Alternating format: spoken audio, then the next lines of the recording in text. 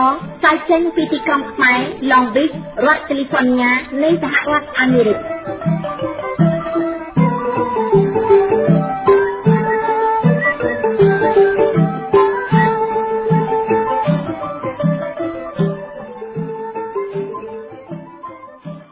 នាងខ្ញុំសេងដេកស្មៃសូមគោរពនិងជម្រាបសួរលោកស្រីប្រិយមិត្តស្ដាប់វិទ្យុខ្មែរប៉ុស្តិ៍ទាំងអស់ជាទីមេត្រីចាថ្ងៃនេះជាថ្ងៃ11រោចខែអាសាឍឆ្នាំមមីឆស័កពុទ្ធសករាជ2558ត្រូវនឹងថ្ងៃអង្គារទី22ខែកក្កដាគ្រិស្តសករាជ2014ចាសម្រាប់កម្មវិធីផ្សាយរបស់វិទ្យុខ្មែរប៉ុស្តិ៍ប្រចាំថ្ងៃអង្គារទី22ខែកក្កដានេះវិទ្យុខ្មែរប៉ុស្តិ៍សូមលើកយកនៅព័ត៌មានទាក់ទងទៅនឹងវិបត្តិនយោបាយនៅកម្ពុជាត្រូវបានបញ្ចប់ក្រោយពីជំនួបមេដឹកនាំបកនយោបាយទាំងពីរប្រជាពលរដ្ឋខឹងជាខ្លាំងគណៈសាលារាជធានីភ្នំពេញចេញមុខទទួលញត្តិជំនួសស្ថានទូតយួនទស្សនមតិពលរដ្ឋខ្មែរក្រោមចំណងជើងថាជើងមេឃចាហើយនឹងនៅចុងក្រោយនៃកម្មវិធីផ្សាយលោកអ្នកនាងនឹងបានតាមដានស្ដាប់នៅកិច្ចសម្ភាសន៍ជុំវិញស្ថានទូតយួននៅតែមិនព្រមចេញមកទទួលញត្តិពីប្រជាពលរដ្ឋខ្មែរ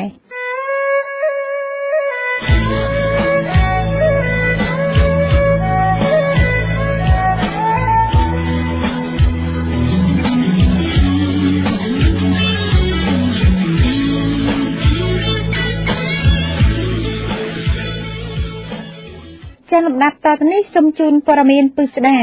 វិបត្តិនយោបាយនៅកម្ពុជាត្រូវបានបញ្ចប់ក្រោយជំនួបមេដឹកនាំបកនយោបាយទាំងពីរចាលោកទៀងសច្ចៈលំអិតជូននៅព័ត៌មាននេះពិស្ដាវិបត្តិនយោបាយដែលអូសបន្លាយអស់រយៈពេលជិត1ឆ្នាំនៅកម្ពុជាត្រូវបានបញ្ចប់ហើយនៅពេលនេះវិបត្តិនយោបាយដ៏រ៉ាំរ៉ៃមួយនេះត្រូវបានបញ្ចប់បន្ទាប់ពីមានការជួបគ្នារវាងមេដឹកនាំគណៈបកទាំងពីរនៅព្រឹកថ្ងៃទី22ខែកក្កដាឆ្នាំ2014នៅឯវិមានព្រឹទ្ធសភារួចមកក្រោយការជួបចរចាដោយការបិទទ្វារអស់រយៈពេលជាង5ម៉ោងក្រុមចរចាម្ខាង8រូបដែលគណៈបកប្រជាជនកម្ពុជាដឹកនាំដោយលោកហ៊ុនសែននិងគណៈបកសង្គ្រោះជាតិដឹកនាំដោយលោកសំរងស៊ីបានចេញមកសម្ដែងការរាក់ទាក់មុននឹងបែកគ្នាលោកហ៊ុនសែនបានឆ្លើយទៅកាន់អ្នកសារព័ត៌មានយ៉ាងខ្លីថាជោគជ័យហើយដោយចាប់ពីថ្ងៃនេះគណៈបកទាំងពីរអាចចាប់ដៃគ្នាក្នុងការធ្វើការក្នុងសន្និសីទកាសែតរួមគ្នាបន្ទាប់ពីការចរចាត្រូវបានបញ្ចប់លោកព្រំសុខាតំណាងឲ្យគណៈបកប្រជាជនកម្ពុជានិងលោកយឹមសុវណ្ណតំណាងឲ្យគណៈបកសង្គ្រោះជាតិបានថ្លែងពីសេចក្តីព្រមព្រៀងស្តីអំពីលទ្ធផលដំណោះស្រាយនយោបាយរវាងគណៈបកប្រជាជនកម្ពុជានិងគណៈបកសង្គ្រោះជាតិលោកព្រំសុខាបានប្រាប់ថាកិច្ចប្រជុំកម្ពុជាដើម្បីដោះស្រាយវិបត្តិនយោបាយនៅថ្ងៃនេះបានសម្រេចដោយជោគជ័យតាមរយៈកិច្ចព្រមព្រៀងនេះជាការបញ្ជាក់ច្បាស់ហើយថាកិច្ចប្រជុំកម្ពុជារវាងគណៈបកទាំងពីរថ្នាក់ដឹកនាំកម្ពុជាគណៈបកទាំងពីរគឺគណៈបកជនកម្ពុជានិងគណៈបកសង្គ្រោះជាតិនៅថ្ងៃនេះគឺសម្រេចបានជោគជ័យដោយយើងបានព្រមព្រៀងគ្នាលើកិច្ចព្រមព្រៀងស្តីពីដំណោះស្រាយនយោបាយរបស់គណៈបកទាំងពីរចំណែកឯលោកយឹមសុវណ្ណបានថ្លែងទៅកាន់អ្នកសារព័ត៌មានថាការតឹងតែងផ្នែកនយោបាយនៅពេលនេះត្រូវបានបញ្ចប់ហើយលោកក៏បានលើកឡើងផងដែរថាគណៈបកសង្គ្រោះជាតិនឹងចូលសភាក្នុងពេលឆាប់នេះថ្ងៃនេះគណៈបកសង្គ្រោះជាតិនិងគណៈបកប្រជាជនបានយល់ព្រមរកដំណោះស្រាយដើម្បីបញ្ចប់វិបត្តិនយោបាយដែលកើតឡើងនៅក្នុងប្រទេសកម្ពុជាជិត1ឆ្នាំហើយយើងក៏យល់ព្រមដើម្បីរកដំណោះស្រាយដើម្បីបញ្ចប់ភាពតានតឹងផ្នែកនយោបាយនៅក្នុងប្រទេសកម្ពុជាផងដែរអ្វីដែលបងប្អូនជនរួមជាតិបាននឹងកំពុងទន្ទឹងរង់ចាំនៅពេលនេះគឺយើងបានសម្រេចគ្នាកែតម្រង់ស្ថាប័នជាតិសំខាន់មួយចំនួនទី1គឺស្ថាប័នកោជបស្ថាប័នរៀបចំការបោះឆ្នោតនៅពេលនេះគឺគណៈបកទាំងពីរមានសិទ្ធិនិងអំណាចឯកភាពគ្នានៅក្នុងការសម្រេចបាននៅថ្នាក់ដឹកនាំស្ថាប័នបោះឆ្នោតហើយនឹងទួលនីតិនិងភារកិច្ចរបស់គាត់ដោយអាដាមព្រំសុខាបានលើកឡើងអាដាមសូមបញ្ជាក់ថានៅពេលណាដែលគណៈបកប្រជាជននឹងមកបែកខ្លួនជាប់តាមចូលបទវាក្នុងពេលឆាប់ៗមុខទន្ទឹមនឹងការបញ្ចប់វិបត្តិនយោបាយនៅពេលនេះក៏មានការដោះលែងតំណាងរាស្ត្រជាប់ឃុំទាំង7រូប និងយុវជនម្នាក់ក្នុងនោះតុលាការក៏បានទម្លាក់ចោលនៅការតាមចាប់ខ្លួនលោកនីកសវណ្ណរាប្រធាននាយកដ្ឋានព័ត៌មានគណៈបកសង្គ្រោះជាតិផងដែរសូមបញ្ជាក់ថាសមាជិកភាពចរចារបស់គណៈបកប្រជាជនកម្ពុជាទាំង8រូបរួមមានលោកហ៊ុនសែនលោកសាយឈុំលោកសខេងលោកប្រាក់សុខុនលោកព្រំសុខាលោកសោមសឿនលោកសក់សេដ្ឋានិងលោកកើតរិទ្ធចំណែកឯសមាជិកភាពគណៈបកសង្គ្រោះជាតិទាំង8រូបរួមមានលោកសំរងស៊ីលោកកឹមសុខាលោកប៉ុលហមលោកយឹមសវណ្ណលោកញ៉ាមពេញរិទ្ធលោកសុនឆៃលោកគួយប៊ុនរឿននិងលោកអេងឆៃអៀងកិច្ចចរចាកំពូលដើម្បីបញ្ចប់វិបត្តិនយោបាយនៅថ្ងៃនេះបានចុះហត្ថលេខារួមគ្នាលើចំណុចចំនួន7សូមស្ដាប់ខ្លឹមសារទាំងស្រុងដូចតទៅកិច្ចព្រមព្រៀងស្ដីអំពីដំណោះស្រាយរវាងគណៈបកប្រជាជនកម្ពុជានិងគណៈបកសង្គ្រោះជាតិដោយយល់ឃើញថាដំណោះស្រាយដោយសន្តិវិធីតាមរយៈការចរចាគឺជាមធ្យោបាយដ៏ល្អតែមួយគត់ក្នុងការដោះស្រាយបញ្ហានយោបាយដែលកើតមានក្រោយការបោះឆ្នោតជ្រើសតាំងតំណាងរាស្ត្រនីតិកាលទី5នៃរដ្ឋសភានាថ្ងៃទី28កក្កដាឆ្នាំ2013ដោយគោរពតាមឆន្ទៈរបស់ប្រជាពលរដ្ឋនិងដើម្បីជាផលប្រយោជន៍ដល់ឧត្តមឧត្តមនៃប្រទេសជាតិថ្នាក់ដឹកនាំកម្ពុជានៃគណៈបកប្រជាជនកម្ពុជានិងគណៈបកសង្គ្រោះជាតិបានជួបប្រជុំពិភាក្សាគ្នានាថ្ងៃទី22ខែកក្កដាឆ្នាំ2014នៅវិមានព្រឹទ្ធសភានិងបានព្រមព្រៀងគ្នាលើដំណោះស្រាយនយោបាយដែលមានខ្លឹមសារដូចខាងក្រោមនេះប្រការ1គណៈបកទាំងពីរបានឯកភាពគ្នាលើដំណោះស្រាយនយោបាយដែលចូលរួមធ្វើការជាមួយគ្នានៅក្នុងស្ថាប័នរដ្ឋសភាដើម្បីឈានទៅដោះស្រាយបញ្ហានានារបស់ប្រទេសជាតិស្របតាមគោលការណ៍លទ្ធិប្រជាធិបតេយ្យនិងនីតិរដ្ឋប្រការ2ផ្អែកតាមស្មារតីនៃសេចក្តីប្រកាសរួមនៃជំនួបកំពូលរវាងគណៈបកប្រជាជនកម្ពុជានិងគណៈបកសង្គ្រោះជាតិកាលពីថ្ងៃទី16ខែកញ្ញាឆ្នាំ2013គណៈបកទាំងពីរបានឯកភាពគ្នាដើម្បីកែតម្រង់ការបោះឆ្នោតដោយរៀបចំស្ថាប័នរៀបចំការបោះឆ្នោតជាស្ថាប័នដែលមានឯករាជ្យពេញលេញដោយមានចែងក្នុងជំពូក1ដោយឡែកក្នុងរដ្ឋធម្មនុញ្ញហើយសមាជិកភាពនៃស្ថាប័ននេះត្រូវជ្រើសតាំងដោយរដ្ឋសភាតាមមតិភាគច្រើនដាច់ខាតនៃចំនួនសមាជិករដ្ឋសភាទាំងមូលសមាជិកភាពគណៈកម្មាធិការជាតិរៀបចំការបោះឆ្នោតមានចំនួន9រូបក្នុងនោះសមាជិកភាព4រូបជ្រើសរើសដោយគណៈបកដឹកនាំរាជរដ្ឋាភិបាល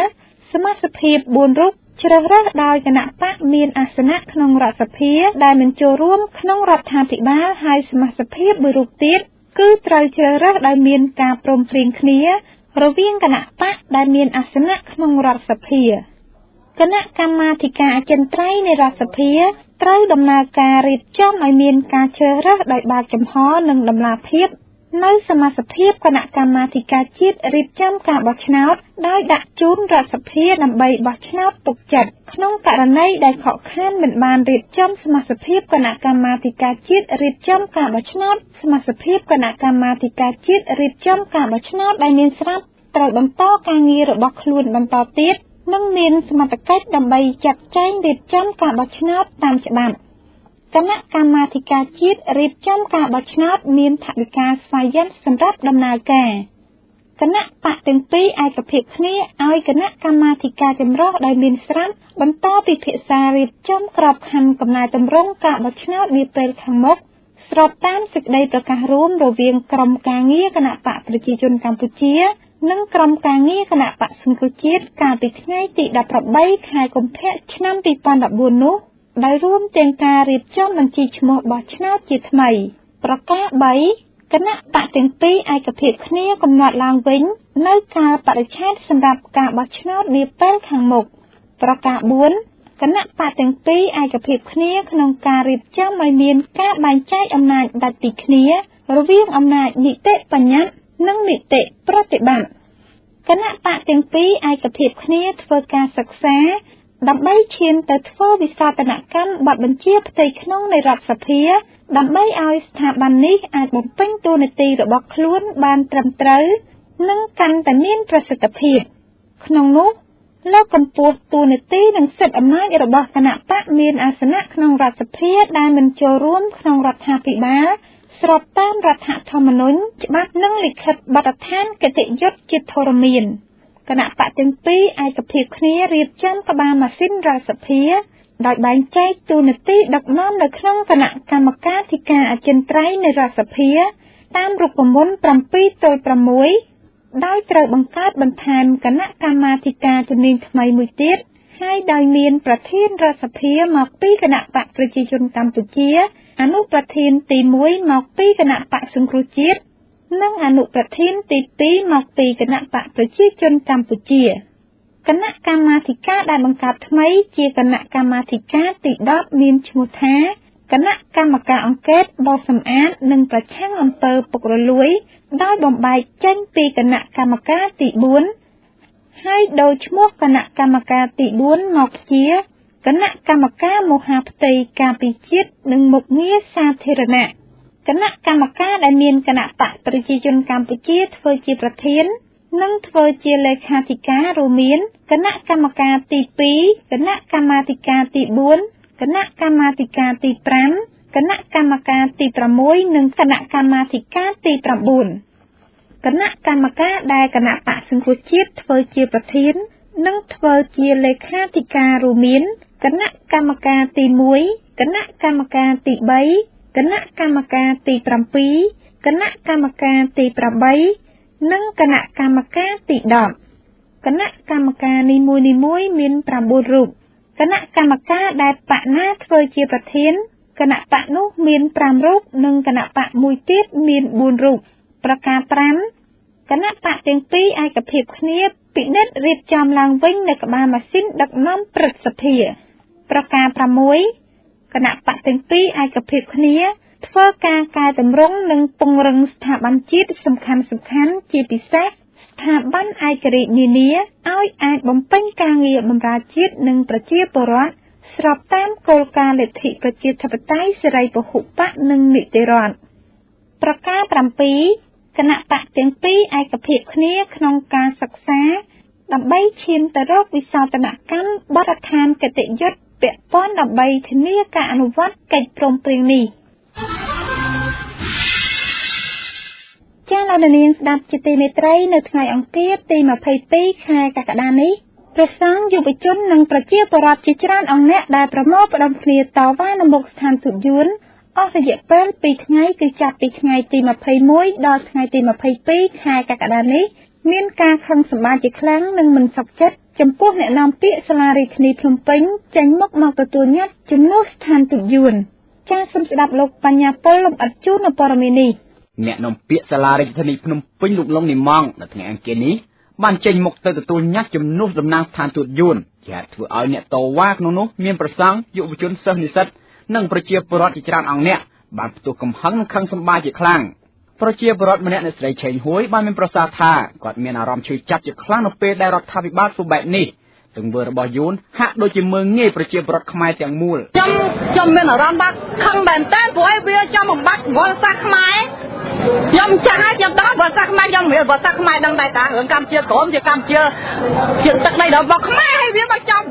បំបត្តិទឹកដីរបស់ខ្មែរវត្តសាសខ្មែរអញ្ចឹងតើវាមិនសមទោសតើវាមិនសមទោសទេខ្ញុំមកធ្វើបាតកម្មជារៀងរាល់ថ្ងៃខ្ញុំមកសុខចិត្តទេជាប្រទេសរដ្ឋាភិបាលខ្មែរហ្នឹងត្រូវមានការជួយចាប់ត្រូវដោះស្រាយរឿងហ្នឹងមិនត្រូវស្ងាត់មកឈឹងចឹងទេណាហើយក៏មិននិយាយអត់ចេញអីដល់រឿងយួនទៅចង់បានប្រទេសខ្មែរចង់បានទឹកដីកម្ពុជាក្រមវាបង្ខំវត្តសាស្ត្រវាចង់បំបត្តិវត្តសាស្ត្រខ្មែរលេអត់មានវាដោះស្រាយលេនាំគ្នាដាក់កងទ័ពទៅវាយប្រជាជនខ្មែរឯងវិញណាអត់គិតយ៉ាងម៉េចតែហ៊ុនសែននឹងខ្មែរជាខ្មែរដែរតើមិនខុសគ្នានេះដែរលោកយ៉ាមយីងជាប្រជាពលរដ្ឋខ្មែរក្រៅមួយរូបបានមានប្រសាសន៍ថាគឺលោកផ្ទាល់និងប្រជាពលរដ្ឋទាំងមូលមិនសុខចិត្តដាច់ខាតហើយថាលោកនឹងចូលរួមធ្វើបាតកម្មបន្តទៅទៀតលុះណាតែមានការទទួលស្គាល់ប្រវត្តិសាស្ត្រខ្មែរក្រោមថាជាទឹកដីរបស់ខ្មែរគឺប្រជាពលរដ្ឋខ្មែរគាត់មិនអាចសុខចិត្តទេគាត់មកបាតកម្មរាល់ថ្ងៃមកពីដល់ហេតុថាទឹកដីកម្ពុជាក្រោមនេះជាដើមឡើយជាទឹកដីរបស់ខ្មែរក្នុងប្រវត្តិសាស្ត្រមានមិនអាចបំភ្លៃប្រវត្តិសាស្ត្របានទេអញ្ចឹងសូមឲ្យស្ថានទូតជួននឹងចេញមកទទួលស្គាល់ឬមកសុំទោសខ្មែរជាសាធារណៈគឺរឿងនេះវាចប់ហើយទៅលោកបន្តថាអ្នកនាំពាក្យស្ថានទូតយួនហាក់ដូចជាមើលងាយជាតិសាសន៍ខ្មែរទាំងមូលហើយលោកសូមអំពាវនាវឲ្យខ្មែរទាំងអស់ចូលរួមសាមគ្គីគ្នា ដើម្បីចិត្តសាស្ត្ររបស់ខ្មែរ นักน้อมเปรียบสถานทูตยวนนี่ฮะโดยจะมืองี้ไปเจียปรอดขมายยังต้องมูลไม่เป็นแต่มืองี้จะพวกเจียปรอดขมายคราวในไรเจ้คือมืองี้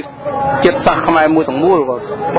ขนมสมเพียวนี่ว่าบางคนไปเจียปรอดขมายต้องมูลยังกรอกพลางดับไปแต่ช่างจะมือหนึ่งนักน้อมเปรียบสถานทูตยวนนั่งได้ต้องเพลย์ประวัติศาสตร์របស់ขมายไว้ចំណែកឯអ្នកស្រីហចន្ទថាជាប្រជាពលរដ្ឋមួយរូបរស់នៅក្នុងរាជធានីភ្នំពេញបានមានប្រសាសន៍ថាការធ្វើរបស់អាជ្ញាធរនេះពិតជាមិនត្រូវឡើយព្រោះការធ្វើបែបនេះវាជាការមើលងាយទៅដល់ជាតិសាសន៍របស់ខ្មែរខ្ញុំមានអារម្មណ៍ថាយួននេះវាធ្វើអត់ត្រូវខ្មែរយើងធ្វើអត់ត្រូវវាត្រូវឲ្យយួននឹងវាមកទទួលអត់ត្រឹមត្រូវមិនមែនទេរបស់ខ្មែរពិតប្រកបហ្មងតាំងពីយូរលងមករបស់ខ្មែរមិនរបស់អាយួននឹងទេជាមួយគ្នានេះដែរលោកតាកឹមសនមានអាយុ76ឆ្នាំមកពីស្រុកបរសែតខេត្តកំពង់ស្ពឺបានរំលឹកពីប្រវត្តិសាស្ត្រខ្មែរដោយត្រួសថាទឹកដីកម្ពុជាក្រោមមិនមែនជារបស់យួននោះទេទើបតែនៅសម័យស្ដេចជ័យយថាទី2ដែលបានអនុញ្ញាតឲ្យយួនឈរជើងបណ្ដោះអាសន្នលោកក្រោយមកយួនមិនព្រមចេញពីទឹកដីព្រៃនគរនោះឡើយដែលលោកតាបន្តថាយួនជាក្រុមចៅសមុទ្ររបស់ចិនបានដើរលួចទឹកដីគេឯងក្នុងនោះមាននគរចម្ប៉ាស័ករបស់ចាមនិងទឹកដីព្រៃនគររបស់យើងនេះឯងមិនមែនដីគេកោះវាទេវាគឺជាចៅស្រុកចិនមកនៅមកវាយនគរចម្ប៉ាយកបាននគរចម្ប៉ាហើយមកយកព្រៃនគរយើងយកកម្ពុជាក្រោមយើងរហូតដល់តែកោះថ្ងៃដូចយើងខ្ញុំទាំងអស់គ្នាអត់ទុកចិត្តទេបើស្លាប់មិនមែនស្លាប់ពីរដងទេគឺស្លាប់តែម្ដងទេដូច្នោះយើងត្រូវតែតវ៉ាយកទឹកដីយើងឲ្យបានជាដាច់ខាតចាប់ពីថ្ងៃនេះតទៅបើមិនព្រមចរចាជាមួយយើងអត់ព្រមឈប់ដាច់ខាតសូមពលីជាកាប់នៅក្នុងហេតុការណ៍នៃការផ្ទុះកំហឹងរបស់ប្រជាពលរដ្ឋនៅព្រឹកមិញនេះឈានរហូតដល់ការហែករូបថតរបស់ហូជីមិញដែលជនជាតិយួនចាត់ទុកថាជាវីរៈបរិសុទ្ធរបស់ខ្លួននិងមានការដុតទង់ជាតិរបស់យួនទៀតផងខ្ញុំបញ្ញាពលវិទ្យុខ្មែរប៉ុស្តិ៍ KPR ធ្វើសេចក្តីរាយការណ៍ពីរាជធានីភ្នំពេញស្ដាប់វិទ្យុខ្មែរប៉ុស្តិ៍ដល់ជួយនៅព័ត៌មានពិតដែលកើតមានឡើងថ្មីៗនៅក្នុងប្រទេសកម្ពុជាចាំព័ត៌មានពិស្ដារដែលលោកអ្នកនាងទៅតែបានតាមដានស្ដាប់នៅពេលនេះចាប់តែប៉ុណ្ណេះ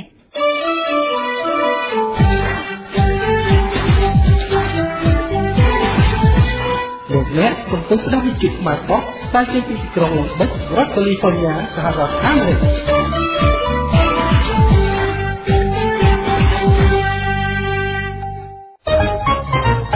នីតិទស្សនៈនិងមតិពលរដ្ឋខ្មែរចាំប្រិយមិត្តអ្នកស្ដាប់វិទ្យុខ្មែរប៉ុស្តិ៍ទាំងអស់ជាទីមេត្រីលោកអ្នកនាងទៅតែបានតាមដានស្ដាប់នៅព័ត៌មានពិស្ដារចាដូចជាបន្តសូមអញ្ជើញលោកអ្នកនាងងាកមកតាមដានស្ដាប់នៅនីតិទស្សនៈមតិពលរដ្ឋខ្មែរក្រោមចំណងជើងថាជើងមេឃដែលនិពន្ធដោយលោកសូសមយុទ្ធជានិស្សិតក្មេងវត្តចាដូច្នេះសូមអញ្ជើញលោកអ្នកនាងមកតាមដានស្ដាប់លោកសវណ្ណធីអានជម្រាបជូនដូចតទៅចាប់ពីពេលនេះទៅតំបន់អាស៊ីប៉ាស៊ីហ្វិកជាពិសេសអាស៊ីអាគ្នេយ៍លែងមានក្តីសុខនិងស្ងប់ស្ងាត់ដូចមុនទៀតហើយក្រោយសង្គ្រាមត្រជាក់រហូតដល់ឆ្នាំមុននេះបន្តិចជាពិសេសល្អជាងគេសម្រាប់តំបន់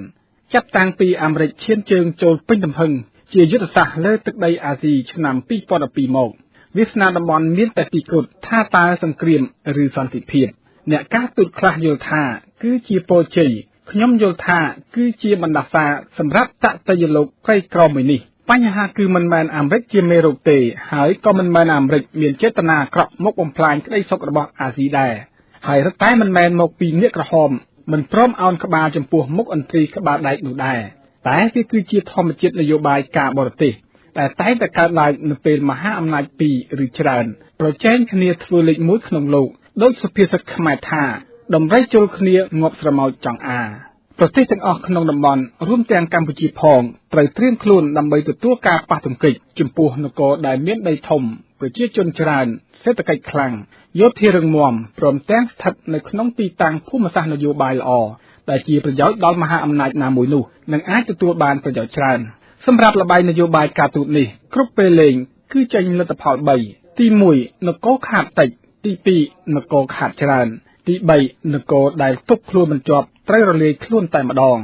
ហើយគ្មានទេនគរដែលរួចខ្លួនចំពោះកម្ពុជាមានតែនៅកណ្ដាលហើយយកជញ្ជាំងចិនអាមេរិកមកបាំងសងខាងទេទើបអាចគេចផុតពីព្យុះអាស៊ីដែលបក់មិនទៀងទាត់មួយនេះ ចុះថាតើព័ត៌មានស្ដីពីមេតបជំរំទេវតាដាច់សរសៃឈាមខួរក្បាលស្លាប់នោះជាប់តាក់ទងអ្វីនឹងជើងមេឃមុនឆ្លើយយើងនាំគ្នាមើលព្រឹត្តិការណ៍បន្តិចចាត់ចេញពីដំណើរយួនដុតរោងចក្រចិននៅក្នុងស្រុកយួនមេតបជំរំទេវតាទៅជប៉ុនទៅចិនជប៉ុនចូលស្រុកដោះរឿងគោជបលេចឮការចរចាស្ងាត់ចិត្តទៅគ្នាស្រាប់តែទាហានបិទផ្លូវមេសម្ព័ន្ធមិនឲ្យចូលបន្ទីជាដែនជាប់ថៃបន្ទាប់មកលែងឮព័ត៌មានមេតបទេវតាស្លាប់តើនេះគឺជារឿងចៃដន្យតែក្បួនថាក្នុងនយោបាយគ្មានអ្វីដែលកើតឡើងដោយចៃដន្យនោះទេគ្រាន់តែចេញក្បាលមកភ្លាមកូនក្មេងក៏មើលដឹងដែរថារឿងមេតបស្លាប់គឺជាការមិនពិតអ្នកដែលបង្កើតនិងបញ្ចេញព័ត៌មានគឺជំរំទេវតាមេសម្ព័ន្ធក៏ធ្វើជាជឿតាមហើយចេញសារបណ្ដែតទឹកពេញផ្ទៃទន្លេតើក៏ហក់ថាស្លាប់ដើម្បីអ្វីតើចេញសារដើម្បីអ្វីក៏ហក់ថាស្លាប់ព្រោះទី1ឲ្យមេសម្ព័ន្ធយកមកផ្សាយទីបំផុតខ្មោចស្លាប់រស់ឡើងវិញធ្វើឲ្យគេអស់ជំនឿលើសម្ដីមេសម្ព័ន្ធទី2បានរឿងចោទប្រកាន់ថ្មីដែលអាចប្តឹងផ្ដាល់ទៅតុលាការពីបទផ្សាយព័ត៌មានមិនពិតបង្កើតចំណាប់ខ្មាំងជាវត្ថុចរចាទី3បានលេះគម្រាមរាសបំបាក់ស្មារតីកូនទាហានជំរំព្រះអាទិត្យទី4ស្ទង់មតិថាតើមានដង្កូវក្នុងខ្លួនទេវតានិងជួកងទ័ពប្រមាណក្បាលចង់ចេញពីសាច់ទី5ជន្លមើលពីបំណងសម្ព័ន្ធចង់ធ្វើអ្វីចង់ចេញទៅរកជើងមេឃមួយណាច្រកណាទី6ស្ទង់មើលជើងមេឃចិនយួនបក់ទៅទិសណាបើកូនទាហាននិយាយគឺមិនសំខាន់ទេតែបើមេតបហាមាត់ធ្វើឲ្យរឿងកុហកដូចពិតបើមិនអញ្ចឹងធ្វើមិនមើលជើងមេឃឃើញញែកស្រងាយចេញពីស្រូវវែកទឹករកត្រីកាចនគរយួនដឹងច្បាស់ណាស់ថាជំរំទេវតាចង់បែកផ្ទះវិច្ចបង្វិចទៅរួមរស់ជាមួយចិនកាន់តែច្បាស់ទៅទៀតនោះគឺព្រឹត្តិការណ៍ចលាចលសង្គមដែលយួនបានដុតកំទេចរោងចក្រចិនសត្រូវយួនគឺចិនដោយសារជំនួសកោះនៅសមុទ្រចិនភាគខាងត្បូងសត្រូវជំរំព្រះអាទិត្យគឺស្អប់ចិនតាំងពីដើមមករឿងធ្វើនំអត់ម្សៅជំរំព្រះអាទិត្យជាមិត្តអាមេរិកកាំងពេលនេះអាមេរិកកាំងជាមិត្តរបស់យួនអាមេរិកកាំងរាប់អានយួនប្រឆាំងចិនយកចិនធ្វើសត្រូវអ្វីជាជំរើសយុទ្ធសាស្ត្រប្រសិនបើជំរំព្រះអាទិត្យចង់គឺអាចយកយួនគៀបបំពង់កខ្យល់មេតបជំរំទេវតាដូរសេះលេងអាមេរិកកាំងនឹងគាំទ្រយួននិងជំរំព្រះអាទិត្យព្រោះមិនចង់ឲ្យកម្ពុជាធ្លាក់ក្នុងដៃចិនយួនដឹងថាមេសម្ព័ន្ធក្បាលរឹងតែក៏នឹងព្រមពីព្រោះបានយកកូននាំសំណាងម្នាក់ទៀតចូលទៅក្នុងគ្រួសារអាមេរិកកាន់តែកក់ក្ដៅយួនកាន់តែសំខាន់ក្នុងផ្នែកអាមេរិកកាំងហើយបើទោះជាដឹងថាថ្ងៃស្អែកត្រូវតែខ្ជាក់ខ្មែរក៏យួននៅតែព្រមព្រោះបើដឹងថាត្រូវតែបាត់ហេតុអ្វីមិនធ្វើឲ្យបាត់ដោយមានតម្លៃយកខ្មែរមកប្រើផ្គប់ចិត្តអាមេរិកកាំងដោះចំនួននៅសមុទ្រសេណារីយ៉ូទី1ជើងមេឃខាងកើតសេណារីយ៉ូទី2អ្វីដែលធ្វើឲ្យមេតបទេវតាពន្យាពេលចុះពីលើខ្នងក្រពើជាង30ឆ្នាំគឺដង្កូវសាសពីក្នុងជួរកងទ័ពពីព្រោះអ្វីបានបញ្ជាក់យ៉ាងច្បាស់ពីខេត្តកំពតក្នុងសម្ដីថាបើខ្ញុំងាប់លោកឯងត្រៀមបង្វិចរត់ឲ្យហើយទៅព្រោះគ្មានអ្នកណាបញ្ជាកម្លាំងសរុបមានន័យថាកម្លាំងទ័ពទាំងមូលមិននៅក្រោមទង់កម្ពុជាទេហើយជួរមេបញ្ជាការទេវតាក៏ក្តាប់ទ័ពមិនជន់ដែរក្នុងករណីនេះមេទ័ពជំរំទេវតាចុះពីលើខ្នងក្រពើមិនរួចទេដូចនេះនៅពេលនៅក្នុងករណីភ្លើងឆេះនៅសមុទ្រខាងត្បូងចិនមិនអាចរំពឹងទឹកមួយធុងរបស់បរិសខ្លាំងដើម្បីជះពន្លត់ភ្លើងនៅហាណូយបានឡើយ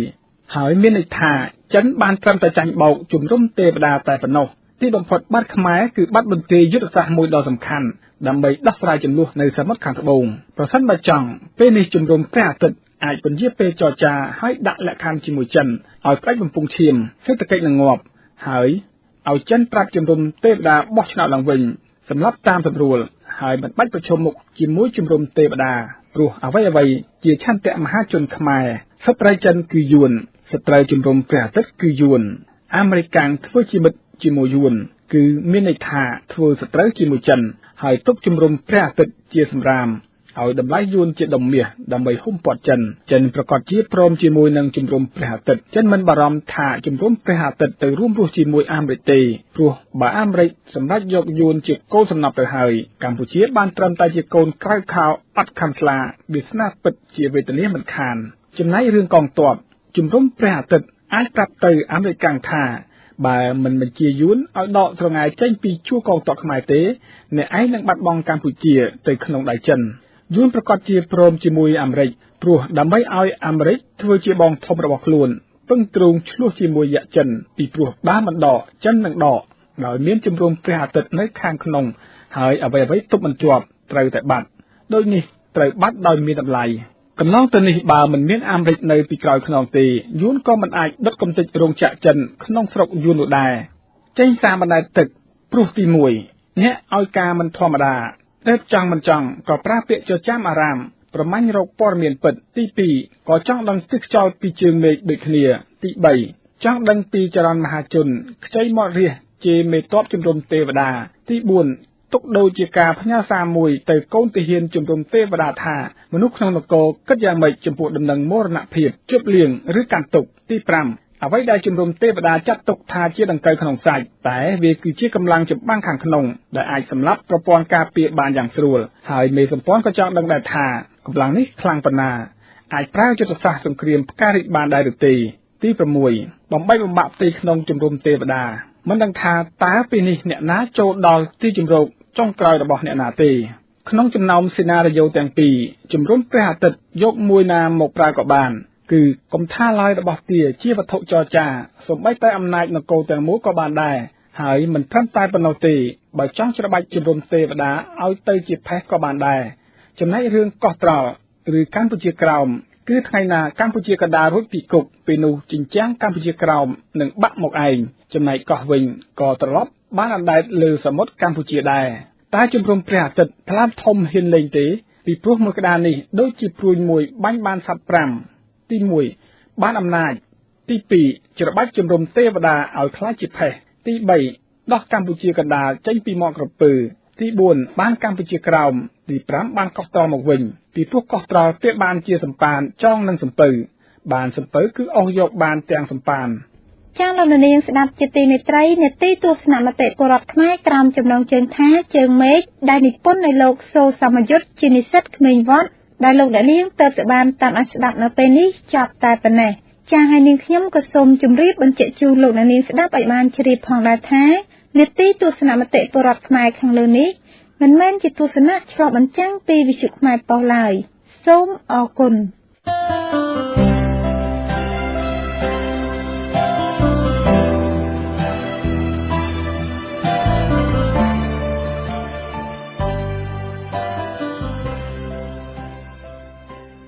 សេចក្តីជូនដំណឹងសហគមន៍ខ្មែរនិងគណៈបកសង្គ្រោះជាតិប្រចាំប្រទេសបារាំងសូមនិមន្តនិងអញ្ជើញបងប្អូនជនរួមជាតិទាំងអស់មកចូលរួមធ្វើបាតកម្មនៅមុខស្ថានទូតខ្មែរប្រចាំនៅប្រទេសបារាំងកាលបរិច្ឆេទនឹងប្រព្រឹត្តទៅនៅថ្ងៃទី25ខែកក្កដាឆ្នាំ2014ចាប់ពីវេលាម៉ោង 14:30 នាទីតទៅគោលបំណងនៃការធ្វើបាតកម្មទី1គឺដើម្បីទាមទារឲ្យដោះលែងបេក្ខជនចាត់ឆ្នោតរបស់គណៈបកសង្គ្រោះជាតិដោយឥតលក្ខខណ្ឌទី2បញ្ឈប់ជាបន្ទាន់នៅការបិទសិទ្ធិសេរីភាពការជួបជុំនិងការបញ្ចេញមតិទី3គណៈបកសង្គ្រោះជាតិប្រកាន់ភ្ជាប់នូវគោលការណ៍អហិង្សាយើងខ្ញុំទាំងអស់គ្នាសង្ឃឹមថាព្រះសង្ឃបងប្អូនជនរួមជាតិនឹងអញ្ជើញមកចូលរួមឲ្យបានច្រើនកកកដើម្បីរំដោះប្រទេសជាតិយើងឲ្យរួចផុតពីរបបផ្ដាច់ការព័ត៌មានបន្ថែមសូមលោកអ្នកនាងតាក់ទងទៅកាន់លោកសុកសុផាតដែលមានលេខទូរស័ព្ទ06 35 18 55 និង42លោកអៀសង់ដូមីនិកដែលមានលេខទូរស័ព្ទ06 48 38 45 និង50គុណលោកឯកសំដែលមានលេខទូរស័ព្ទ06 74 59 16 និង54លោកថុចរតនាដែលមានលេខទូរស័ព្ទ06 68 8គុណ93 និង89អាស្រ័យដោយបានជម្រាបជូនខាងលើសូមគោរពអញ្ជើញលោកស្រីបងប្អូនអ្នកស្នេហាជាតិទាំងអស់មេត្តាចូលរួមនៅក្នុងកម្មវិធីខាងលើនេះឲ្យបានច្រើនកកកសូមអរព្រះគុណនិងសូមអរគុណ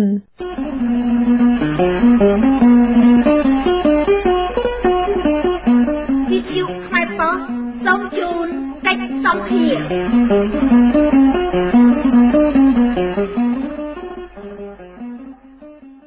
ចាលោកនាងស្ដាប់ជាទីមេត្រីក្រោយពីកិច្ចចរចារវាងអ្នកតំណាងឲ្យយុវជននិស្សិតសហព័ន្ធខ្មែរកម្ពុជាក្រោមយោគយល់គ្នាបានសម្រេចថាញាតិដែលស្នើឲ្យមន្ត្រីស្ថានទូតយួនលោកត្រឹងវ៉ាន់ថុង ធ្វើការសំទោសចំពោះអ្វីដែលអ្នកនាំពាក្យស្ថានទូតយួនម្នាក់នេះបាននិយាយបំភ្លៃប្រវត្តិសាស្ត្រខ្មែរថាទឹកដីកម្ពុជាក្រោមជាកម្មសិទ្ធិរបស់ជនជាតិយួនជាយូរយារណាស់មកហើយញត្តិនេះគឺខាងសាលារាជធានីភ្នំពេញចេញមកទទួលញត្តិជំនួសស្ថានទូតយួនដោយធានាថានឹងយកទៅប្រកល់ជូនក្រសួងការបរទេសកម្ពុជាដើម្បីធ្វើការតាក់ទងជាមួយនឹងប្រទេសយួនជុំវិញបញ្ហានេះចាដោយតទៅនេះសូមអញ្ជើញលោកនាងមកតាមដានស្ដាប់នៅកិច្ចសម្ភាសន៍ខ្លីរវាងលោកសវណ្ណរដ្ឋីជាមួយនឹងក្រុមអ្នកចរចានិងអ្នកវិភាគជុំវិញស្ថានទូតយួននៅតែមិនព្រមចេញមកទទួលញត្តិពីប្រជាពលរដ្ឋចាដូច្នេះសូមអញ្ជើញលោកនាងមកតាមដានស្ដាប់ដូចតទៅជំរាបសួរលោកម៉ៅពិសីបាននៅពេលនេះខ្ញុំចង់ជំរាបសួរលោកថាថ្ងៃនេះសាលាក្រុងដូចហាក់បីដូចបានចេញមុខជំនួសឲ្យស្ថានទូតយួនដោយទៅយកញត្តិពីបងប្អូនខ្មែរដែលប្រមូលផ្ដុំគ្នានៅមុខស្ថានទូតយួនសារជាថ្មីហ្នឹងហើយសម្រាប់លោកវិញលោកយល់ថាចំណាត់ការរបស់អាជ្ញាធរហាក់បីដូចចេញមុខឲ្យប្រទេសយួនហ្នឹងហើយលោកអាចទទួលយកបានអ្វីដែលសាលាក្រុងធ្វើនៅពេលនេះបាទក្រុមការងាររបស់យើងតំណាងរបស់យើងបានជួបជាមួយសាលាក្រុងទឹកមិញហ្នឹងគឺយើងបានជជែកគ្នាយូរដែរហើយយើងមកដល់ពេលនេះគឺយើងត្រកស្រួលគ្នាដែលហៅថាយើងយកគ្នាក្នុងនាមជាប្រជាពលរដ្ឋខ្មែរដូចគ្នាហើយអញ្ចឹងគឺចំពោះអ្នកដឹកនាំនៃកម្មវិធីរបស់យើងគឺយើងត្រកស្រួលគ្នាគឺយើងទទួលអាចថាសាលារាជធានីភ្នំពេញអាចទទួលយកញត្តិហ្នឹងហើយបញ្ជូនទៅក្រសួងការបរទេសកម្ពុជាហើយក្រសួងការបរទេសកម្ពុជាក៏នឹងត្រូវសម្របសម្រួលបន្ថែមទៀតជាមួយនឹងក្រសួងការបរទេសរបស់វៀតណាមនៅខាងមុខបាទហើយចឹងទេគឺថាមកដល់ពេលនេះគឺយើងប្រពន្ធអីយ៉ាងបន្តិចប៉ុន្តែយើងដាក់អស់តាមវិវាទឲ្យមានការសម្របសម្រួលឲ្យមានការឆ្លើយតបណាមួយពីខាងក្រសួងការបរទេសក៏ដូចជាទូតវៀតណាមហ្នឹងគឺរយៈពេល2សប្តាហ៍បន្ទាប់ពីរយៈពេល2សប្តាហ៍បើមិនមានការឆ្លើយតបណាមួយជាវិជ្ជមានយើងនឹងពិចារណាយើងនឹងគិតថាក្រុមការងារយើងបន្ថែមទៀតតើយើងត្រូវមានវិធានការមានការតលយោវ៉ារបៀបយ៉ាងម៉េចថែមទៀតបាទលោកជាលក្ខណៈការទូតយើងឃើញថានៅពេលណាដែលមានការដាក់ញត្តិអីទៅតាមស្ថានទូតអីនានាហ្នឹងសូម្បីស្ថានទូតមហាអំណាចផងគេចេញមកយកញត្តិរបស់ពលរដ្ឋខ្មែរអីចឹងខុសអីទៅស្ថានទូតយល់បែរជាអាជ្ញាធរយើងនោះចេញមុខទៅទទួលអីចឹងវិញការធ្វើបែបហ្នឹងអាចនិយាយថាជាការរើសអើងឬក៏មើលងាយមកដល់ស្មារតីនៃជាតិខ្មែរទេបាទយើងដឹងហើយថាខាងវៀតណាមគេតំណងជាចង់មើលស្រាលមកលើជាពលរដ្ឋខ្មែរអញ្ចឹងហើយបានជាមន្ត្រីនាំពាក្យកាលពីដើមខែមិថុនាហ្នឹងបាននិយាយខុសប្រវត្តិសាស្ត្របែបហ្នឹងតែនឹងឈានមកដល់ការទាមទាររបស់ពួកយើងរហូតដល់សប្តាហ៍ថ្ងៃនេះប៉ុន្តែយើងដឹងហើយថាក្នុងការតស៊ូមតិរបស់ពួកយើងបានបង្ហាញថាវាមានគេហៅថាវែងឆ្ងាយផ្លូវដែលយើងត្រូវធ្វើតែយើងត្រូវដើរគឺវាវែងឆ្ងាយចឹងទេមកដល់ពេលនេះវាគឺជារបបមួយទៀតដែលយើងបន្ទន់អេយ៉ាបតបន្តិចដើម្បីឲ្យយើងអាចពិចារណាថាតើលក្ខណៈការទូតគេនឹងត្រូវធ្វើយ៉ាងម៉េចទៀតព្រោះថាអ្វីដែលយើងបានកំពុងធ្វើមកដល់ពេលនេះគឺយើងបានបំពេញករណីកិច្ចរបស់យើងជាប្រជាពលរដ្ឋដោយបង្ហាញនូវសាមគ្គីភាពដ៏រឹងមាំកាលពីថ្ងៃម្សិលមិញហ្នឹងដែលដោយបានទាំងហើយគឺថាមានអ្នកចូលរួមរាប់នៅអ្នកចឹងទេគឺជាសារមួយយ៉ាងច្បាស់ហើយទៅដល់រដ្ឋាភិបាលក្នុងហាណូយហ្នឹងគឺត្រូវតែពិចារណាជាថ្មីតើត្រូវឆ្លើយតបនឹងទង្វើរបស់ខ្លួនយ៉ាងម៉េចចំពោះការមានចេតនាចង់ប្រមាថមើលងាយប្រជាពលរដ្ឋខ្មែរបាទសម្រាប់អេរញ្ញាប័តរបស់សាលាក្រុងភ្នំពេញក៏ដូចជាស្ថានទូតយួននៅថ្ងៃនេះយើងឃើញថាប្រជាពលរដ្ឋរួមជាមួយនឹងក្រុមនិស្សិតនិងប្រសង់ដែលបានទៅប្រមូលផ្ដុំគ្នានៅមុខស្ថានទូតយួននៅថ្ងៃទី2នេះយើងឃើញថាពួកគាត់បានសម្ដែងនៅទឹកចិត្តមួម៉ៅទឹកចិត្តមិនសប្បាយរីករាយទេសម្រាប់អ្វីដែលអាជ្ញាធរខ្មែរចេញមុខទៅអះអាងឬក៏ជួយរកដំណោះស្រាយឲ្យស្ថានទូតយួននោះហើយសម្រាប់អារម្មណ៍របស់ពលរដ្ឋនៅពេលនេះតើលោកមានយោបល់យ៉ាងម៉េចដែរបាទខ្ញុំទទួលស្គាល់ថាប្រជាពលរដ្ឋគាត់អ្វីគាត់ចង់បានគឺវាមិនទាន់បាន 100% ទេមកដល់ទីនេះហើយអញ្ចឹងអ្វីដែលគាត់សម្ដែងឡើងនៅទីនេះគឺជាសិទ្ធិរបស់ពួកគាត់ដែលគាត់តាមខ្ញុំទទួលព័ត៌មានបានបន្ទាប់ពីខ ការដែលសាលារាជធានីភ្នំពេញបានចេញទទួលញត្តិរបស់យើងហ្នឹងគឺថាពួកគាត់មានការខំចម្លើយរហូតដល់10ទិដ្ឋាការហើយនឹងរូបសារហូជីមីញផងដែរដែលនេះគឺវាខ្ញុំសូមបញ្ជាក់ថានេះមិនមែនជាការរៀបចំឡើងរបស់ក្រុមសហព័ន្ធនិស្សិតបញ្ញវន្តរបស់យើងទេនេះគឺជាការបញ្ចេញឆន្ទៈរបស់បុគ្គលតែប៉ុណ្ណោះហើយយើងមិនទទួលខុសត្រូវទេអ្វីដែលយើងព្យាយាមធ្វើគឺយើងធ្វើទៅតាមទេវិធីនិងទៅតាមគោលការណ៍អហិង្សាមិនញុះញង់មិនប្រកាន់ពូជសាសន៍ទេសំណួរចុងក្រោយចង់ជំរាបសួរលោកថាតើលោកមានការជឿជាក់ទេដែលអាជ្ញាធរខ្មែរនឹងជួយរកដំណោះស្រាយជូនអ្វីដែលសហព័ន្ធនិស្សិតបញ្ញវន្តកម្ពុជានឹងចង់បាននោះដោយសារតែកន្លងមកយើងឃើញការសន្យារបស់អាជ្ញាធរជាមួយជាប្រព័ន្ធដូចហាក់បីដូចជាមិនសូវជាបានផលអីសោះនោះបាទក្នុងនាមជាខ្មែរដូចគ្នាចំណុចនេះខ្ញុំជឿជាក់ថាគាត់នឹងជួយសម្របសម្រួលប៉ុន្តែលទ្ធផលយ៉ាងម៉េចនោះគឺយើងចាំមើលរយៈពេល2សប្តាហ៍ខាងមុខទៀតតើយើងនឹងបានលទ្ធផលយ៉ាងម៉េចបើសិនជាមិនបានលទ្ធផលទេអានឹងយើងនឹងមានវិធានការនិងផែនការបន្តទៀតបាទអាជីវកម្មនេះសូមថ្លែងអំណរគុណលោកម៉ៅពិសេសប្រធានសហព័ន្ធនិស្សិតបញ្ញវន្តកម្ពុជាបាទសូមអរគុណសូមជម្រាបលាលោកបាទសូមអរគុណសូមជម្រាបលាបាទបាទលោកអ្នកនាងជាទីមេត្រីតទៅនេះសូមលោកអ្នកនាងស្ដាប់កិច្ចសម្ភាសន៍របស់ខ្ញុំបាទសវណ្ណរិទ្ធីបន្តទៀតជាមួយនឹងលោកបណ្ឌិតហេងរិទ្ធីលោកជាប្រធានផ្នែកស្រាវជ្រាវជាតិកម្ពុជានិងជាប្រធានគណៈកម្មាធិការពង្រឹងវិស័យច្បាប់ដើម្បីការពារសិទ្ធិមនុស្សនៅកម្ពុជាបាទលោកបណ្ឌិតការពីព្រឹកមិញនេះតំណាងសាលាក្រុងភ្នំពេញនោះគឺបានចេញមកយកញត្តិរបស់ប្រជាពលរដ្ឋខ្មែរដែលដាក់ទៅស្ថានទូតយួនដើម្បីឲ្យមន្ត្រីស្ថានទូតយួននឹងសុំទោសជុំវិញទៅនឹងការលើកឡើងរបស់លោកត្រាំវ៉ាន់ថុងកាលពីថ្ងៃទី6ខែមិថុនាឆ្នាំ2014កន្លងទៅនេះទង្វើដែលអាជ្ញាធរកម្ពុជាធ្វើនេះតើលោកយល់យ៉ាងណាដែរបាទនៅតាមអាជ្ញាធរដែលជាគណៈបកប្រជាជនគេមិនបានអើទៅអំពីរឿងកម្ពុជាក្រោមទេដោយសារទឹកដីកម្ពុជាក្រោមនេះវាបាត់បង់បារាំងកាត់ឲ្យទៅយួនឆ្នាំ1979ដូច្នេះគណៈបកប្រជាជនគេ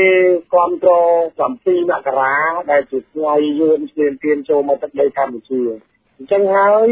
បានជាអាជ្ញាធរដែលកាត់ណាដល់ហើយគឺជាគណៈបកប្រជាជនអញ្ចឹងអាជ្ញាធរគណៈបកប្រជាជនគេមិនបានគិតគូរអំពីទឹកដីកម្ពុជាក្រោមដែលជាទឹកដីបាត់បង់មកដែលបារាំងកាត់ឲ្យយួនហើយយួនគ្រប់គ្រងហើយមិនត្រឹមប៉ុណ្្នឹងទេយួនហូជីមិញនេះគេបានមានមហិច្ឆតាគេធំណាស់គេមានមហិច្ឆតាគេទី1គឺថាមិនត្រឹមតែយកនគរចម្ប៉ាបានទេគេយកទឹកដីកម្ពុជាក្រោមឲ្យបានទៀតឥឡូវមិនត្រឹមប៉ុណ្្នឹងទេឥឡូវនេះយួនគេកំពុងតែមានទិសដៅមកទិសខាងលិចមួយទៀតគឺទៅយកទឹកដីកម្ពុជាកណ្ដាលនេះឯងដូច្នេះហើយបានជាអ្នកកាន់អំណាចបច្ចុប្បន្នដែលដឹកនាំដោយគណៈបកប្រជាជនគេបានបញ្ជូនប្រជាពលរដ្ឋខ្មែរដែលក្រីក្រហ្នឹងគេតាមយុទ្ធសាស្ត្រចាក់តកោរបស់គេមិនមែនកាត់បន្ថយពីក្រីក្រដោយរកការងារធ្វើឲ្យប្រជាពលរដ្ឋនៅក្នុងស្រុកដោយជំនាញសន្តិសុខសង្គមបំបត្តិអំពើពុករលួយបង្កើននៅរោងចក្រសហគ្រាសឲ្យប្រជាពលរដ្ឋខ្មែរមានការងារធ្វើនៅក្នុងស្រុកនៅជួបជុំគ្រួសារនោះទេអញ្ចឹងគេត្រូវមិនត្រឹមប៉ុណ្្នឹងទេលោកហ៊ុនសែនបានប្រកាសឲ្យធ្វើនៃការវិល័យរៀបចំធ្វើប៉ាសពតឲ្យប្រជាពលរដ្ឋខ្មែរដែលចង់ទៅចំណាក់ស្រុកនោះសម្រួលឲ្យងាយស្រួលទៅ$4ទៀតផងដូច្នេះបានទៅផុតហើយគឺអាជ្ញាធរនៅបច្ចុប្បន្នដែលគណៈបកកណ្ដាលអំណាចរាល់ថ្ងៃនេះគេមិនបានគិតគូរអំពីយួនអន្តោប្រវេសន៍មកខុសច្បាប់គេថែមនឹងឲ្យអាជ្ញាធររបស់គេនឹងគឺថាធ្វើអត្តសញ្ញាណប័ណ្ណឲ្យជនអន្តោប្រវេសន៍យួនថែមទៀតផងហើយចំណុចត្រង់នេះវាប៉ះពាល់ទៅនឹងប្រយោជន៍ជាតិខ្លាំងណាស់ដែលប្រជាពលរដ្ឋខ្មែរក្រោយពីបានចំណាក់ស្រុកទៅដែលរាជរដ្ឋាភិបាលគេអនុញ្ញាតឲ្យក្រុមហ៊ុនដឹកជញ្ជូនខ្មែរយើងរាប់លានអ្នកទៅធ្វើខ្ញុំគេលើពិភពលោកធ្វើឲ្យប៉ះពាល់គេឈ្មោះកិត្តិយសនៃផ្នែកទៅប្រទេសជាតិខ្មែរទៀតផងហើយមិនត្រឹមប៉ុណ្ណោះគាត់គ្មានឱកាសមកបំពេញកាតព្វកិច្ចក្នុងនាមប្រជារដ្ឋខ្មែរនៅពេលបោះឆ្នោតភូមិឃុំសង្កាត់និងបោះឆ្នោតបកលដើម្បីជ្រើសរើសតំណាងមកខ្លួនដែលតំណាងដឹកនាំជាតិនឹងអត់មានឱកាសផងហើយលើសពីនេះទៅទៀតវាកាន់តែធ្វើឲ្យមានការឈឺចាប់វាកាន់តែឲ្យប្រជារដ្ឋខ្មែរនឹងថាមើលឃើញនៅការមិនយកចិត្តទុកដាក់របស់គេឲ្យយួនអន្តោប្រវេសន៍ដែលគេផ្ដល់អត្តសញ្ញាណប័ណ្ណជាតិខ្មែរ โดยเหมือนอันวัดฉบับถึงจิตโตบริยกรรมตามจับปูใบเมตตาครั้งจนลึกปีที่อันวัดที่จังให้ยูนเนี่ยจนจิตยูนต่อไว้ให้ในรอการบัชลานี่ยูนนี่ถึงโจไปบอสเงาเชื่อตั้งแบบนั้นนี่คือตั้งจิตยูนนี่โจรวมกับนับเวทนาแต่จิตจนลุกแต่จิตรักมาได้คือกรรมซอกรรมการนี้เลยเตี้ยเตี้ยเลยผมรู้ตัวเองจำนั้นนี่ยินเชียบดอกดาวเป็นจำพวกชีรักทำไมจังยุคจนยุคเดี๋ยวนี้ได้กี่ต้นทำไมบ้านคอมตัวยับแต่ใบเอาสลากรงจะจัดตุกนักยาครบจะทานตูดมาห้ามนะแต่ใบไอ้บ้านบางนึงอัมพีตัดในกรรมชีกรองได้ป่าไรกัดตัวเอายืดมันชนะหมดต้นสมบูรณ์ใต้สับสมบูรณ์ยี่ห้อไอ้จังจะมายืดอัพมินเอาใบยืนเงาที่ยืดมัดดังให้ทาขณะจิตจุนตีความโตไงความปีนักราเนี่ยไงยุ่นเปลี่ยนโจตัดในกรรมชีมันไม่จะยุ่นเลยดอกกรรมชีที่จึงต้องมาเชื่อจุนใช่บ้านลูกมันนึกมาดองจิปีดองให้ได้ละกรมอิสระรวมจมูกหนึ่งปัจจัยประรอดก็โดยจีประสานทั้งบ้านยกยัดแต่ดักในไอสถานตูดยูนน่ะไม่เอามนตรีตูดยูนมันเนี่ยนั่งลูกปรามวันทองนั่งใจหมกสมโต๊ะปนแต่มือแต่หักใบโดยจี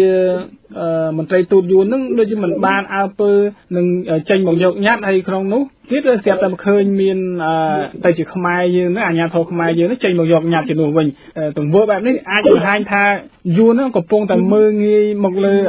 จนจิตขมายได้ป่ะต้องเชื่อจุนดาทำปียูนไหนที่กับปงแต่เมียนถึงคำยูนมันจำแต่เมียนสถานตูดยูนในการบิดคิดเมื่อแทนจังเมียนสมาคมยูนในการไทยตรงอยู่กลางที่ไอ้อันเต้าไว้ยูนกลางที่โดยเฉพาะจำเลยที่เชื่อมกันกล้ามแบบกระถางนี่จะกล้าบอกเรามวยไปทางทางบกแต่ตุ้งดาวโคจิหนึ่งที่บ้านพนันโกนใจเจ้าถาบอกจังมันตัดในกรรมจีบหนาวร่องจำเปรี้ยมาแบบกัดโดนดอนไปลุกลูกตาจีบคุต้นไอ้เล่ลูกตาจีบคุต้นไอ้เล่ยูนโจลรับเลี้ยงเนี่ยเลยกรรมจีตัดเลี้ยงมาหายาทอได้คณะการหนักคือการไอ้ตู้อัมปีเรื่องอันเต้าแต่ว่ายูนมีเป็นอันเดียดโดยเฉพาะจำเลยมีไอ้แต่ตัวเอาแข่งย่อมแข่งยุคจนยุคอะไรนี่จนรวมจิตทำไมจะออกเงินการตรุยต่อรำจิตตีบำพอเนี่ยบ้านลงมันนึกในจงกรานแต่ลงมันนึกมีนเอาไว้แต่ตามพญาแต่ปวดทำไมนั่นจงไปหนึ่งการดังหายงานให้เหมือนกับบ้านมันใจตูดอยู่นั่นใจหมกโยงนะบ้านย่อมสำหรับใช้ความโตบอโอนจนรวมจิตทำไม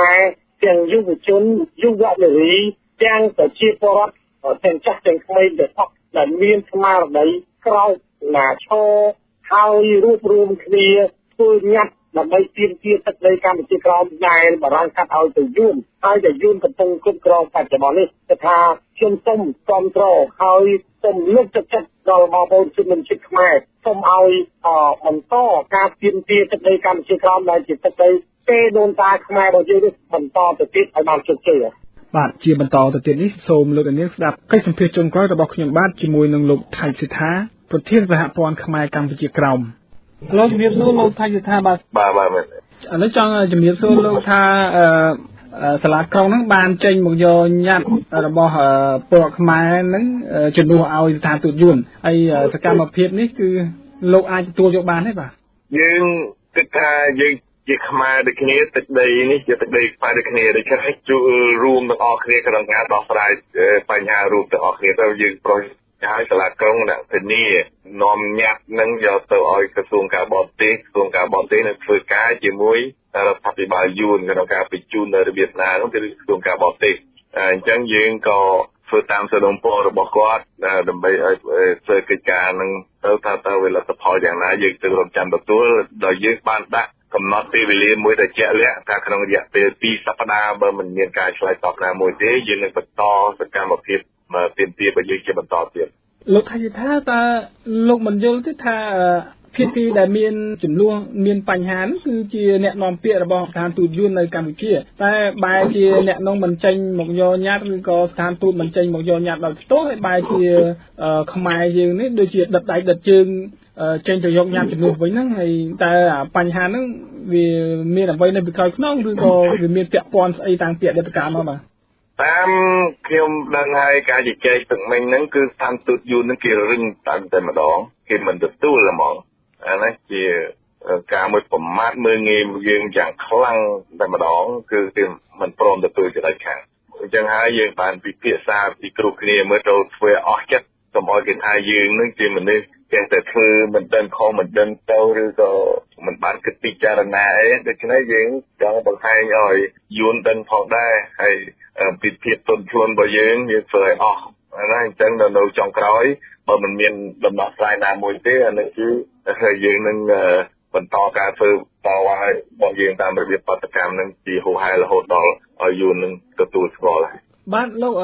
ដោយភាពកក្លឿនរបស់ស្ថានទូតយួននៅតែបង្ហាញម្ដងជាពីរដងហ្នឹងតើលោកមានសង្ឃឹមទេថាអាជ្ញាធរកម្ពុជានឹងអាចនឹងជួយរកដំណោះស្រាយបាននៅថ្ងៃខាងមុខនោះបាទយើងគ្រាន់តែថាដំបូងនេះគឺយើងសូមឲ្យប្រសិទ្ធផ្ញើញាតទេមិនមែនធ្វើជាដំណោះស្រាយអីមួយទេព្រោះយើងចង់ឲ្យបានថាផ្ញើញាតនឹងតែម្ដងឲ្យបានទៅដល់ដៃរបស់រដ្ឋាភិបាលយួនអានេះគឺបំណងសុំរបស់យើងគឺចង់ឲ្យបានញាតរបស់យើងឲ្យដល់ដៃរដ្ឋាភិបាលយួនអានេះគឺជំហានដំបូងរបស់យើងបាទសូម្បីតែស្ថានទូតមហាអំណាចទាំង5នៅកម្ពុជាហ្នឹងក៏ពួកគាត់ចេញយកញាតរបស់ពលរដ្ឋខ្មែរដែរប៉ុន្តែចំណែកអីតែស្ថានទូតយួនមួយហ្នឹងមិនព្រមចេញមកយកសោះតែនៅក្នុងហ្នឹងយើងអាចនិយាយថាអាជ្ញាធរថ្នាក់ដឹកនាំសពថ្ងៃនេះគឺមានការខ្លាចរអាលដោយសារតែពួកគាត់ហ្នឹងគឺតជាប់មកមានអំណាចកាន់មកដល់សពថ្ងៃដោយសារតែយួនជាអ្នកលើកបន្ទុកនោះបាទគឺយល់ថា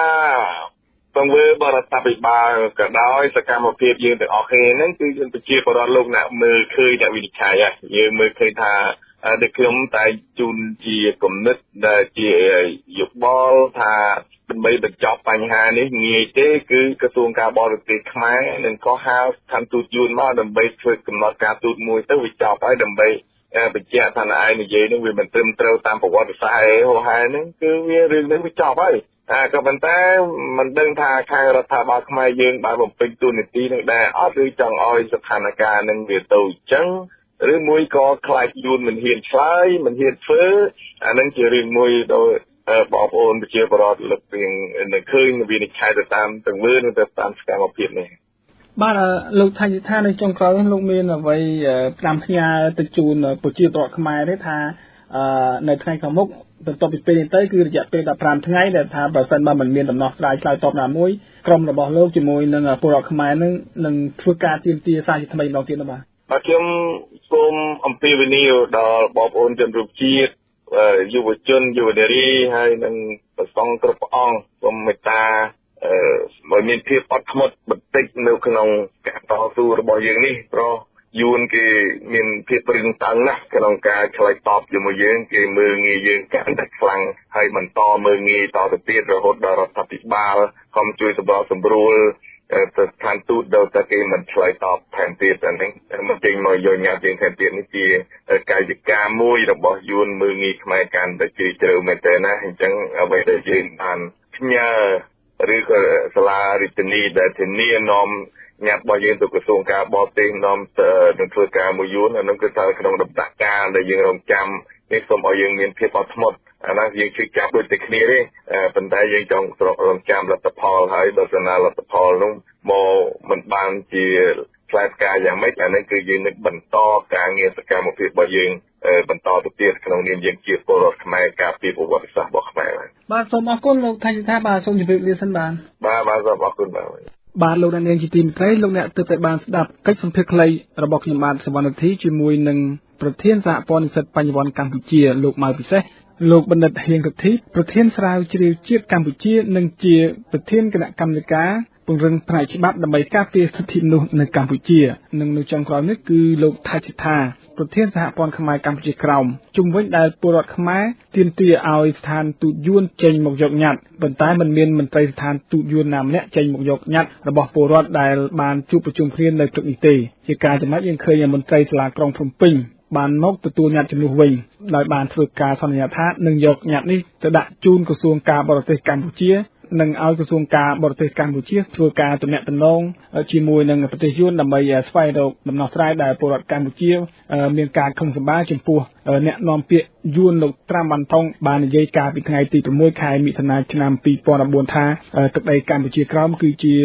កម្មសិទ្ធិរបស់ជនជាតិយួនជាយូរយារមកហើយប្រជាពលរដ្ឋខ្មែរមិនមានភស្តុតាងណាមួយបញ្ជាក់ថាទឹកដីកម្ពុជាក្រោមគឺជារបស់កម្ពុជានោះទេ